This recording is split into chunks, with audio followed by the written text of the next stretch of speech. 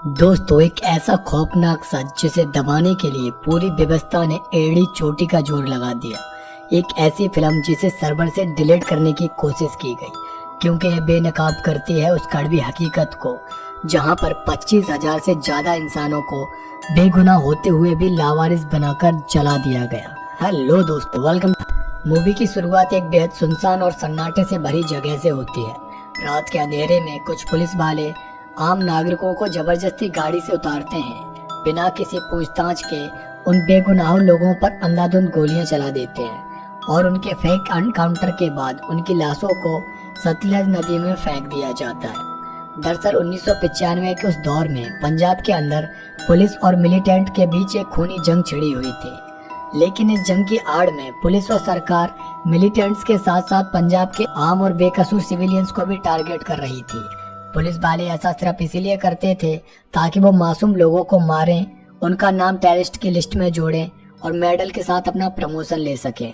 और ये खूनी खेल पिछले 10 सालों से लगातार ऐसे ही चला आ रहा था। इसी खौफनाक माहौल के बीच हमारी मुलाकात होती है जसवंत सिंह उर्फ जस्सी से। जस्सी एक सीधा साधा इंसान है जो एक बैंक में नौकरी करता है और अपनी पत्नी और 2 छोटे बच्चों के साथ एक बेहद खुशहाल जिंदगी जी रहा है।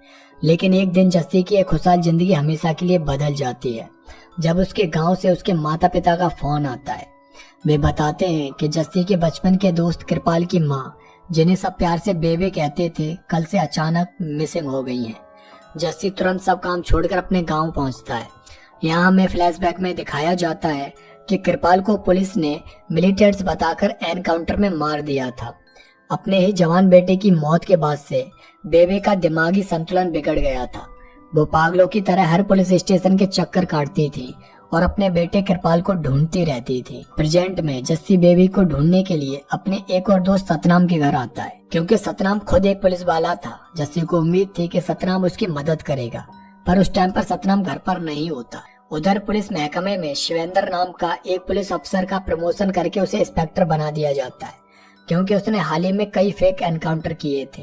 जस्सी जब बेबी की मिसिंग कंप्लेंट लिखाने इंस्पेक्टर शिवेंद्र के पास पहुंचता है तो शिवेंद्र उसकी मदद करने के बजाय उस पर चिल्ला पड़ता है और कहता है कि वो एक आतंकवादी की मां थी, हम उसकी रिपोर्ट नहीं लिख पाएंगे। हार मानकर जस्सी खुद बेबे को ढूंढने के लिए शहर के अस्पताल में आता है, जहां पर उस रिकॉर्ड में बेबे का नाम नहीं मिलता है। तब जस्सी हिम्मत करके अस्पताल के मुर्दा घर में लाशों के ढेर के बीच में बेबे को ढूंढने निकल पड़ता है। वहाँ की लेडी डॉक्टर जस्सी को एक ऐसा सच बताती है जो उसके होश उड़ा देता है। डॉक्टर कहती है कि यहाँ रोजाना पुलिस वाले कई एनकाउंटर बॉडीज लाते हैं और उन सभी को अनक्लेम्ड यानी कि लावारिस घोषित करके सीधे जलाने के लिए भेज दिया जाता है। मुर्दा घर में जस्सी को बेबे तो नहीं मिलती, पर उसका पुलिस वाला दोस्त सतनाम मिल जाता है। सतनाम जस्सी को डरे हुए लहजे में समझाता है कि तू इन सब चक्करों में नहीं पड़, अपनी फैमिली को देख और यहाँ से चला जा। लेकिन जस्सी हार मानने वालों में से नहीं था। वह बेबी को ढूंढते ढूंढते गांव के एक पुराने शमशान घाट पहुंचता है। वहां का ऑनर उसे बताता है कि पहले तो महीने में 5 या 10 लाशें ही आती थी, पर पिछले कुछ समय से पुलिस वाले ट्रकों में भर भर कर लाशें ला रहे हैं और लावारिस का टैग लगाकर उन्हें यहाँ पर फूंक दिया जाता है। जस्सी उस शमशान का एंट्री रजिस्टर अपने हाथ में लेता है और पन्ने पलटते हुए उसकी आंखों में आंसू आ जाते हैं। उस अकेले रजिस्टर में 2000 से ज्यादा लोगों के नाम और उनकी पूरी फैमिली डिटेल्स लिखी हुई थी, लेकिन फिर भी पुलिस ने उन्हें लावारिस बताकर जला दिया था, जबकि उनके परिवार आज भी उन्हें ढूंढ रहे थे। और उसी रजिस्टर में जस्सी को बेबे का नाम भी मिल जाता है। बेबे को भी लावारिस बनाकर वहां पर जला दिया गया था। इस भयानक सच को जानकर जस्सी अंदर से टूट जाता है। वह सीधे सतनाम के पास जाता है और उसे कसम देकर बेबे की मौत का सच पूछता है। तब सतनाम रोते हुए वो खौफनाक सच बयां करता है। सतनाम बताता है कि उस रात जब हम सिविलियंस को एनकाउंटर के लिए ले जा रहे थे, तभी रास्ते में बेबे ने हमारी गाड़ी रोक ली। वह एसएसपी जगपाल के सामने हाथ जोड़कर अपने बेटे कृपाल को ढूंढने की भीख मांगने लगी। एसएसपी ने उसे गाड़ी में बिठा लिया और उन बेगुनाहों को मारने के बाद गवाह मिटाने के लिए बेबे को भी गोली मार दी। जब हम उन्हें अस्पताल ले गए तो डॉक्टर ने कहा कि बेबे की सांसें अभी चल रही हैं, जिसके बाद शिवेंद्र ने खुद अपने हाथों से तड़पती हुई बेबे को जान से मार दिया और लावारिस लाश बताकर शमशान भिजवा दिया। अपनी बेबे के साथ हुई इस हैवानियत को सुनकर जस्सी की आत्मा कांप उठती है। वह ठान लेता है कि वह इन वर्दी वाले दरिंदों को छोड़ेगा नहीं। जस्सी अगले दिन एक ह्यूमन राइट्स लॉयर से जाकर मिलता है और शमशान के वो रजिस्टर दिखाता है जिनमें लाशों को जमा कराने वाले पुलिस वालों के साफ साफ नाम लिखे थे। वकील कहता है कि केस को मजबूत करने के लिए उन्हें और प्रूफ चाहिए। इसके बाद जस्सी और उसकी टीम अपनी जान हथेली पर रखकर पंजाब के अलग अलग शमशान घाटों में जाते हैं और वहां के गुप्त रिकॉर्ड्स इकट्ठा करते हैं।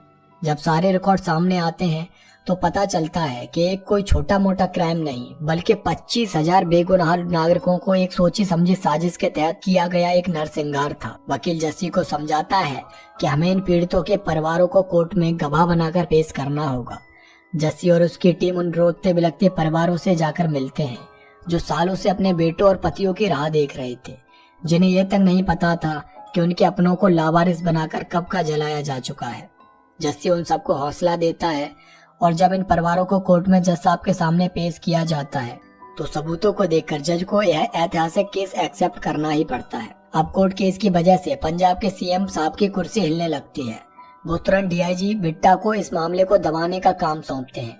बिट्टा इस केस को रफा दफा करने के लिए सुग्गा नाम के एक साइको ऑफिसर को तरन तारन का नया एसएसपी बनाकर भेजता है।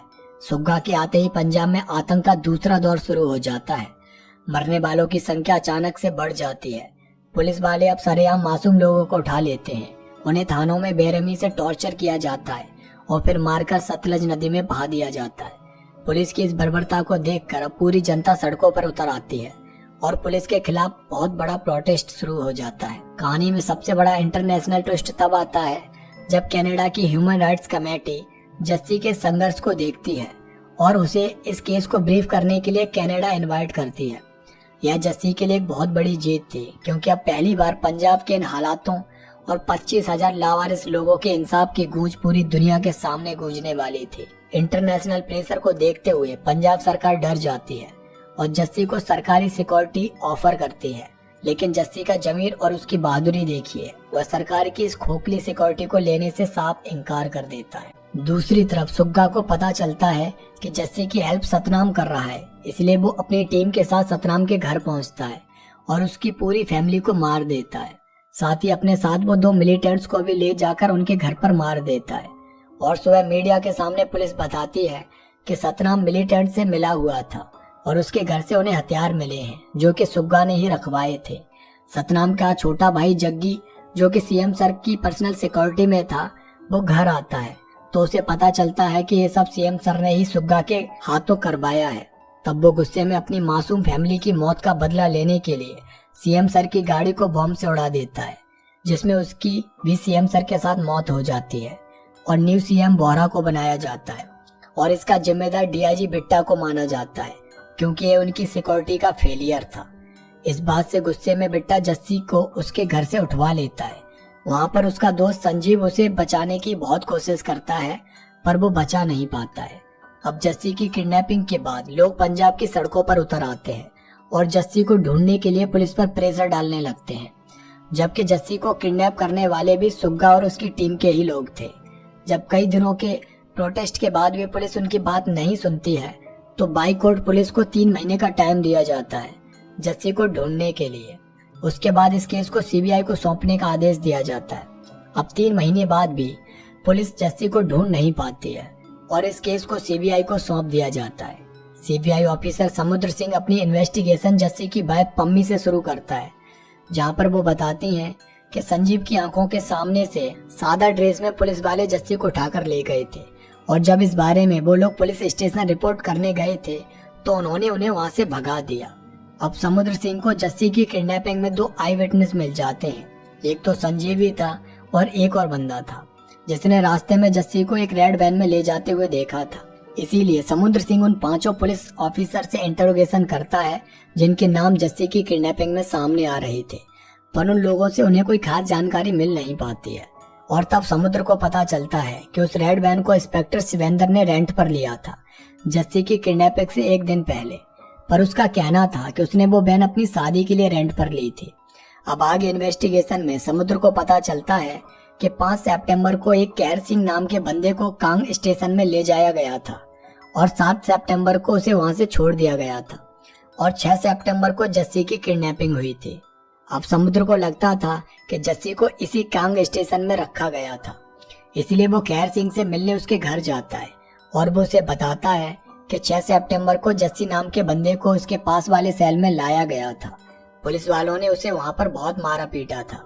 समुद्र कैर सिंह से कोर्ट में आकर ये बयान देने के लिए कहता है और पम्मी को आकर समुद्र बताता है कि उनके पास अब 3 विटनेस हो चुके हैं जस्सी के केस में। उधर रात को एसएसपी सुग्गा पम्मी के घर आता है और उसे थ्रेट करता है कि वो उन पुलिस वालों पर लगाए गए आरोपों को वापस ले ले, पर पम्मी ऐसा करने से मना कर देती है।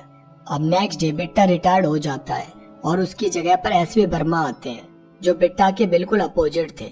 उनका मानना था कि पिछले सालों में जो पुलिस का डर लोगों के दिल में बैठा है उन्हें अब उसे निकालना होगा। वो सुग्गा को 7 दिन का टाइम देते हैं जस्सी को ढूंढ कर लाने के लिए, क्योंकि सीबीआई सुग्गा के पीछे पड़ी हुई थी और उसका बाप यानी कि बिट्टा भी अब रिटायर हो चुका था, तो उसे बचाने वाला अब कोई नहीं था। वो इस बारे में बिट्टा से जाकर बात करता है और तब बिट्टा उसे समुद्र के तीनों विटनेस को खत्म करने के लिए कहता है। और नेक्स्ट डे समुद्र को पता चलता है कि कैर सिंह और उसके फादर को मिलिटेंट बोलकर पुलिस ने मार दिया है। साथ ही उसके 2 आई विटनेस भी शहर छोड़कर गायब हैं, जिसकी वजह से उनका केस अब कमजोर पड़ जाता है। पर फिर भी जस्सी का लॉयर बताता है कि कैसे इन 5 पुलिस वालों ने हजारों लोगों को लावारिस बनाकर मार दिया है और उनकी फैमिली से दूर कर दिया है, जिसके लिए कोर्ट उन सबको सस्पेंड कर देता है, जिसमें सुग्गा भी शामिल होता है। अपनी वर्दी चले जाने की वजह से वो बौखला जाता है और बिट्टा से कहता है कि वो उसका ट्रांसफर यहाँ से कहीं दूर करवा दे, वरना वो उन सबकी पोल खोल देगा। अब नेक्स्ट डे हमें पता चलता है कि सुग्गा ने ट्रेन के सामने आकर सुसाइड कर लिया। अभी सुसाइड था या फिर बिट्टा ने उसे मरवा दिया था, ये तो नहीं पता। उसके बाद समुद्र के सामने जसकीरत आता है और तभी उसे याद आता है कि कैर सिंह ने उसे बताया था कि जिस टाइम जस्सी को कान जेल में रखा गया था तब उसकी गार्ड ड्यूटी में एक हरी आंखों वाला कांस्टेबल लगाया गया था और यह जसकीरत ही था। इसलिए समुद्र उससे जस्सी के बारे में पूछता है तो वो कहता है कि हाँ, उस रात जस्सी को कांग स्टेशन में रखा गया था। वो इस बात को जब कोर्ट में बोलने के लिए जाता है तो वहां जाकर वो मुकर जाता है उन पुलिस वालों के डर की वजह से। इस बात पर समुद्र उस पर बहुत गुस्सा करता है, पर रात को जसकीरत को सपना आता है कि उसके पास जस्सी आया है और वो उससे कह रहा है कि उस नदी में उसके जैसे बहुत सारे लोग हैं जो अपने जस्टिस के लिए वहां पर तड़प रहे हैं।